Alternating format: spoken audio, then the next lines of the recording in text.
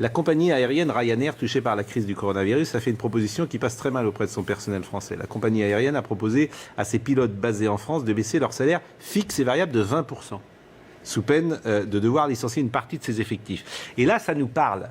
Parce que, est-ce que c'est ce qui va s'annoncer avec la crise, ou est-ce qu'on va demander de temps en temps aux salariés, tu veux sauver ta boîte ? Tu perds 20%. CGT. Bonjour Monsieur Mercier. Bonsoir. Tous les jours, il y a une bonne nouvelle pour vous. Hier, le président de Renault proposait de supprimer un jour férié. L'autre jour, c'était Geoffroy Roux de Bézieux, je crois, qui disait qu'il faut quand même travailler plus. Je pense qu'on va très rapidement parler des 40 heures en France. Et puis là, c'est moins 20% pour sauver l'entreprise. Donc j'imagine que le délégué syndical de la CGT que vous êtes va réagir.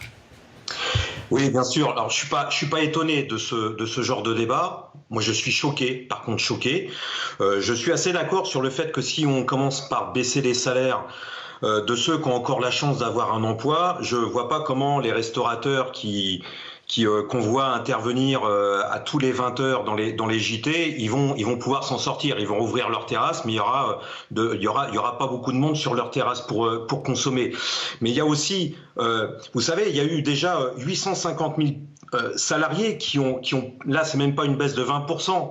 C'est un salaire entier qui a disparu. C'est 850 000 chômeurs supplémentaires au mois d'avril. Et derrière, après, ça va être quoi? Ça veut dire qu'on va leur demander aussi à eux de baisser leur allocation chômage. On va demander aux retraités de baisser leur pension de retraite. Il y a une catégorie de personnes dans la société où c'est vraiment tabou de parler d'eux. C'est vraiment tabou.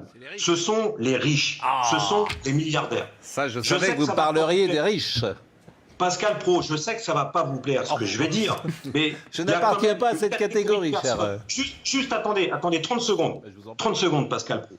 Il y a eu 80 milliards de profits qui ont été réalisés au titre de l'année 2019. 50 milliards de dividendes qui ont été versés à tous ces actionnaires. Ils se sont goinfrés de centaines de milliards d'argent public ces dernières semaines, et eux, par contre, on leur demande jamais de faire un effort. On demande jamais de prendre sur les dividendes pour maintenir l'emploi et puis maintenir les salaires. Alors je vais vous dire, là oui, on est en pleine crise économique. Et je suis d'accord que le problème numéro 1 aujourd'hui, ce sont les débouchés. C'est qu'aujourd'hui, il y a plus grand monde qui est solvable et les ventes s'effondrent. Eh bien, face à cette situation, si la production doit baisser, eh bien oui, elle doit baisser. Mais on doit garder tout le monde, on doit garder au même niveau les salaires et puis on doit se répartir le travail. On ne peut pas baisser les salaires quand les prix à la consommation augmentent. Ça, c'est juste pas possible.